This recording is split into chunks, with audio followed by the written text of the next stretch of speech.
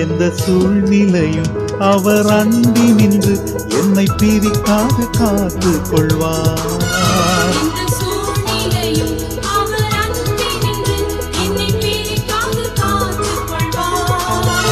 என்னை நம்பியவர் அந்த பொறுப்பதனை அவர் வரும் வரை காத்து கொள்வேன்.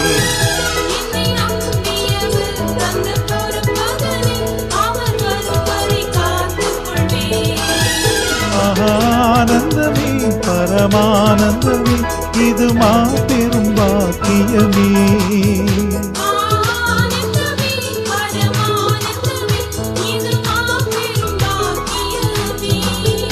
இந்த பாதலத்தில் சொந்தக்காரர் அவர் எந்த உள்ளத்தில் சொந்தமானார்.